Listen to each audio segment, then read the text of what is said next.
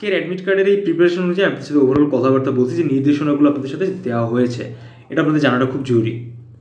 পরীক্ষার দিন সকাল আপনাকে 10টার মধ্যে পরীক্ষার কেন্দ্রে উপস্থিত হতে হবে, এটা কিন্তু খুব গুরুত্বপূর্ণ একটা জায়গা। লাইক আপনি যখন পরীক্ষার হলে যাচ্ছেন, জানেন যে ঢাকার ট্রাফিক, ঢাকার ওভারঅল অবস্থা কিন্তু খুব কমপ্লিকেটেড, এই জন্য আপনাকে মিনিমাম 10টার ভিতরে উপস্থিত থাকতে হবে। সাধারণ জ্ঞান এবং এমসিকিউ এবং অঙ্কন ড্রয়িং পরীক্ষার দিন একই স্থানে অনুষ্ঠিত হবে। যেই সিটে বসে আপনি এমসিকিউ এক্সাম দেবেন সেই সিটে বসে আপনাকে ড্রয়িং এক্সামটা অ্যাটেন্ড করতে হবে, এটা হচ্ছে মূলত মেইন কথা। প্রশ্ন উত্তরপত্রে সকল লেখায় কালো কালির কলম ব্যবহার করতে হবে। তো বুঝতেই পারছেন যে আপনি কিন্তু কালো কালি ছাড়া অন্য কোনো কালির কলম ইউজ করতে পারবেন না।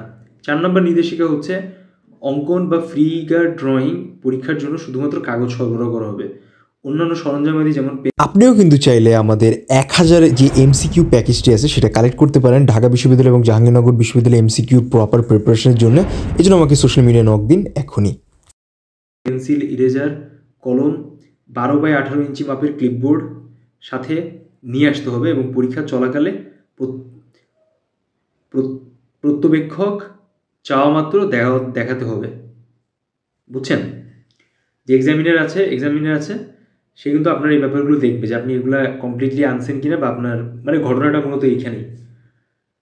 সো এইখানে বোর্ডের সাইজ দেওয়া আছে 12x18 ইঞ্চ, মানে অলমোস্ট লাইক এরকম কোয়ার্টার সাইজ। সো এখন আমার প্রশ্ন হচ্ছে, বা আপনাদের অনেকের প্রশ্ন হচ্ছে যে এই যে 12x18 সাইজে যে বোর্ডটা নিয়ে যেতে হবে, হ্যাঁ, তো এর থেকে যদি এক সাইজ বড় বোর্ড হয়ে যায় তাহলে কি ওটা এলিজিবল হবে ওই বোর্ডটা নিয়ে যাওয়া? বা আপনারা কি এর থেকে ছোটো সাইজ বোর্ড নিতে তো পারবেন না, বাট এর থেকে বড়ো সাইজ বোর্ড নিলে কি ওটা নিয়ে কোনো ঝামেলা করবেই না? তো দেখেন, এটা নিয়ে আসলে কোনো ঝামেলার কিছু নাই, আপনি বড়ো সাইজ চাইলে নিতে। আপনি জাহাঙ্গীরনগর বিশ্ববিদ্যালয়ের চারুকলার ড্রয়িং ক্লাস এমসিকিউর পূর্ণাঙ্গ প্রস্তুতি নিতে পারেন এবং তাদের মতো সাকসেসফুলি কিন্তু চান্স পেতে পারেন আমাদের আনঅফিশিয়াল আর্টস অনলাইন প্ল্যাটফর্ম থেকে। কোর্স অলরেডি রানিং রয়েছে, free of cost online exam দেওয়ার জন্য আমাকে সোশ্যাল মিডিয়ায় নক দিন। পারেন একটু, ইটস ওকে, কিন্তু এই সাইজ নেওয়াটা ভালো অনেকের হিসাব অনুযায়ী, বাট 12x18 একটা কোয়ার্টার সিট সাইজ আর কি এক্স্যাক্টলি। 5 নম্বর হচ্ছে ভর্তি পরীক্ষার সময় পরীক্ষার হলে শিক্ষার্থীদের এই প্রবেশপত্র এবং উচ্চ মাধ্যমিক মূল রেজিস্ট্রেশন কার্ড, বিদেশি ডিগ্রিপ্রাপ্ত ক্ষেত্রের পাসপোর্ট অবশ্যই সাথে নিয়ে আসতে হবে। পরীক্ষা চলাকালে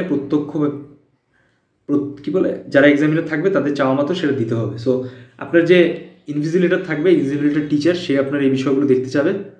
তো অ্যাডমিট কার্ড বা প্রবেশপত্র যেটা আমরা বলি, এবং আপনার উচ্চ মাধ্যমিক বা এইচএসসি এক্সামে যে মূল রেজিস্ট্রেশন কার্ড আছে এটা আপনি অবশ্যই নিয়ে যাবেন। এই ধরনের হচ্ছে সবথেকে মেইন ম্যান্ডেটরি জায়গা। আপনি কিন্তু একটা মিস করলে কিন্তু পরীক্ষা অ্যাটেন্ড করতে পারবেন না, সো ইটস নেসেসারি। সকল ধরনের ক্যালকুলেটর, ঘড়ি, মোবাইল, ব্লুটুথ, টেলিযোগাযোগ যাই আছে না কেন, ইলেকট্রনিক্স ডিভাইস, এগুলো কিন্তু সম্পূর্ণভাবে নেওয়া নিষিদ্ধ। পরীক্ষা চলাকালীন হলে কোনো পরীক্ষার্থী বা শিক্ষার্থী ডিভাইস পাওয়া গেলে ভর্তি পরীক্ষা সরাসরি বাতিল করে দেওয়া হবে। সো এটা কিন্তু খুব ইম্পর্ট্যান্ট একটা নির্দেশিকা, মাথায় রাখবেন। পরীক্ষার আসন বিন্যাস পরীক্ষার 2 দিন আগে আপনাকে ওয়েবসাইটের মাধ্যমে দিয়ে দেওয়া হবে।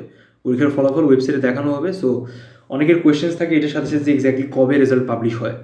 মোটামুটি এক্সামের 12 দিনের ভেতরে রেজাল্ট পাবলিশ হয়ে যায়, অনেক ক্ষেত্রে 22 দিনও দেরি হয় যদি অনেক বেশি পরীক্ষার্থী থাকে আর এক্সাম টাইমে যদি কোনো জটিলতা হয় সেই হিসাবে।